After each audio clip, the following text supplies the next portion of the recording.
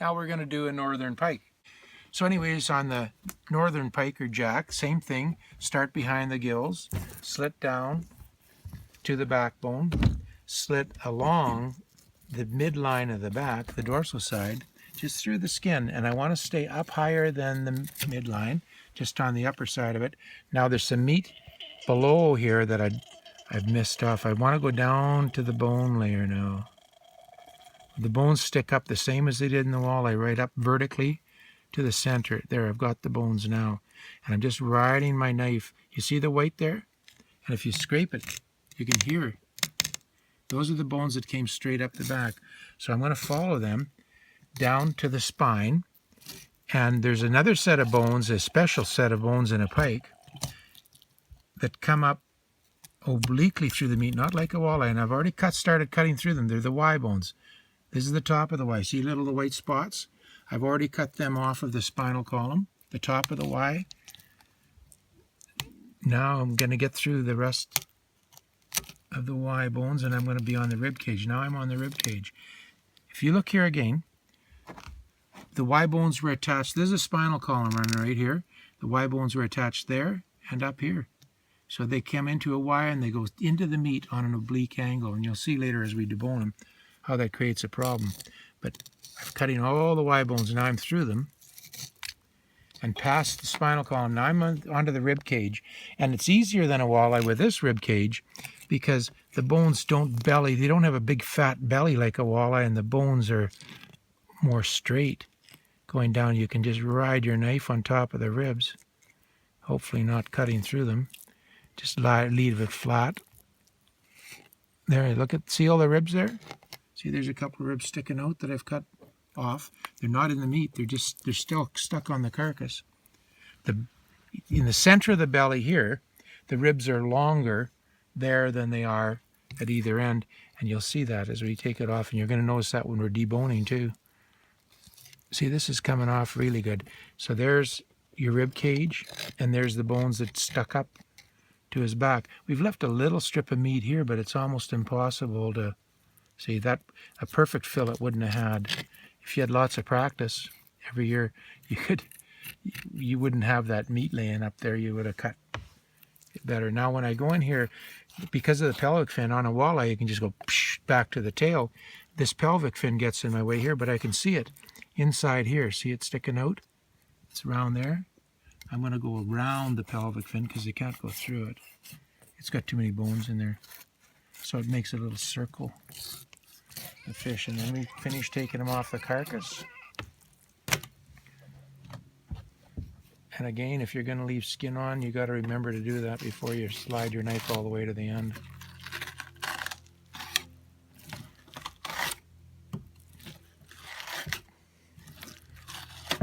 Okay, so there's the fillet, and we'll show you how to debone them in a minute. That's a very nice fillet.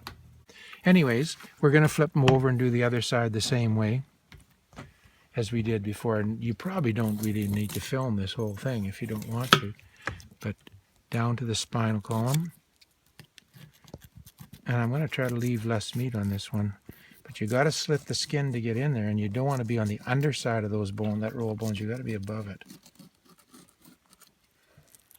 But I'm going to use my knife, and oh yeah, I got it better this time. See, I pushed down with my knife to get down to those bones. And if you're very gentle, you don't want your knife too sharp, but it can't be dull either. If it's too sharp, it might cut through the bones without you noticing, and then it stays with the fillet.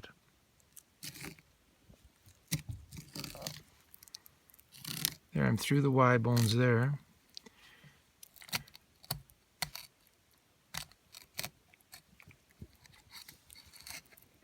There's the ribs now. This is the Y bones again. They're attached there. You can see them on top. And they're all attached down there. This is where the bottom attachment was. That was where the top was. And now I'm cut through the Ys. I'm onto the rib cage. I want to stay tight to those ribs. I just about left a bunch of meat there. See that piece? You want to stay tight to the ribs, and if you just slide your knife, see the ribs all angle that way, and if you slide your knife through it, just slides right on top of them.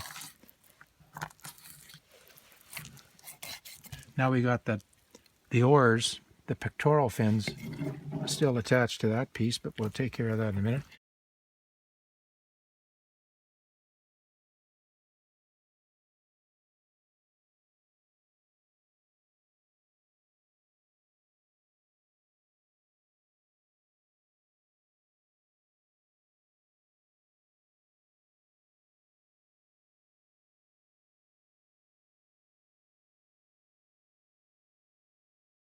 Okay, now here we've got our 2 fillets of northern pike, and this is the right-hand side of the fish, and that's the bottom one's the left-hand side. They're both the same for getting the bones out, and they are more complicated than a walleye, so I'll show you that on both fish just so you can get the idea. The northern pike.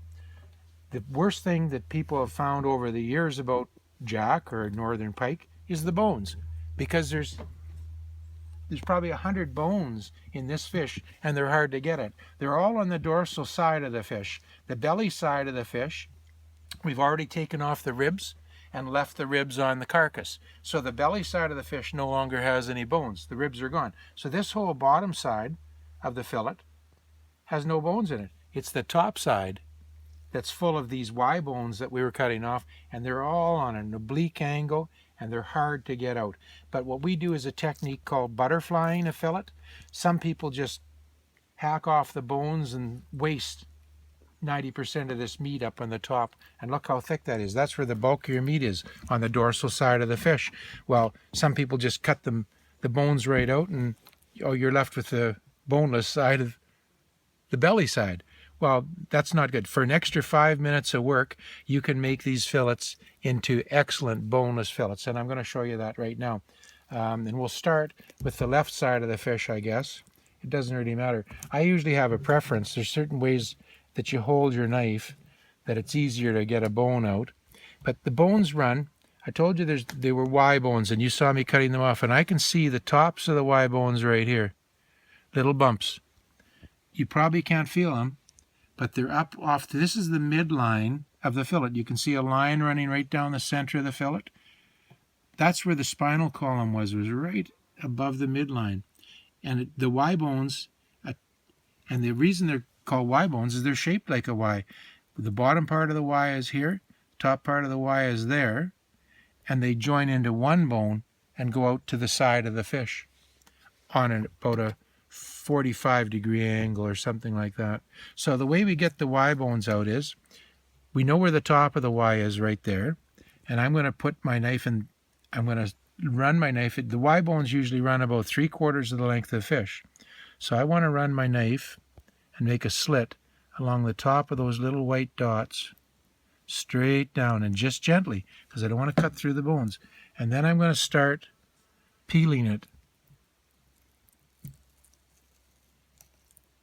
And I can feel the bones now, and I'm pushing with the tip of my knife. You see the white bones?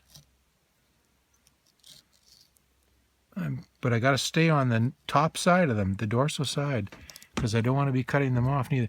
I might have missed a Y bone there. Oh, maybe not. And I'm pushing the meat off, and they're quite short up near the head. You can see that, but they get longer the further you go down when you get close to the belly.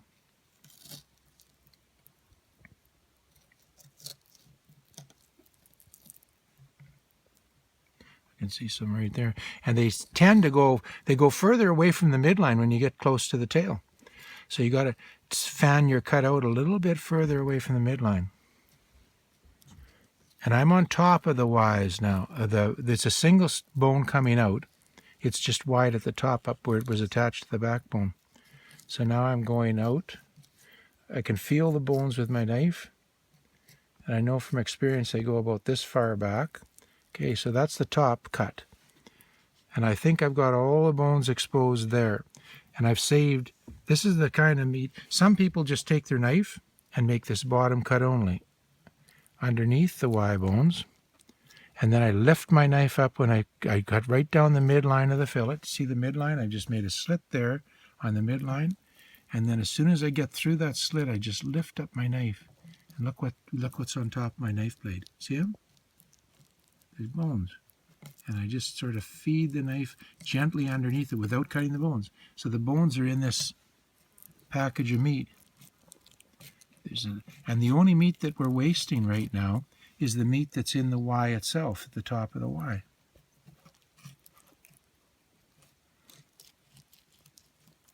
And what's beautiful about this method is that when you want to cook these fillets up,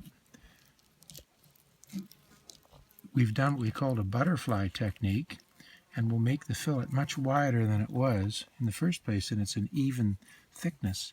It'll fry. See, I'm just feeling the bones with my knife now, the ones going towards the tail. I can still feel the bone.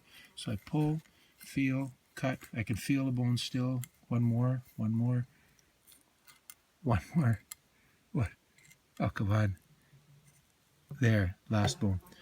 Okay, so now we're going to do the right hand fillet, the right side of the fish, and the structure's the same.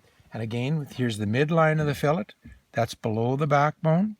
And here on top, if you look closely, you can see those little white specks. That's the top of the Y bone. The bottom of the Y bone you can't see, but it's on the midline.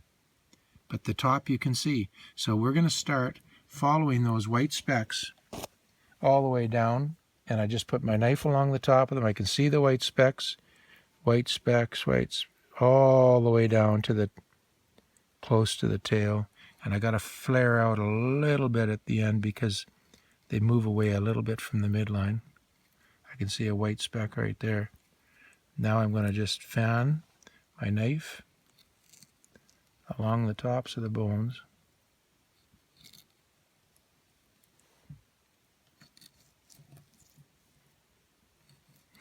So when I first learned how to do this method was about 30 years ago, 1987.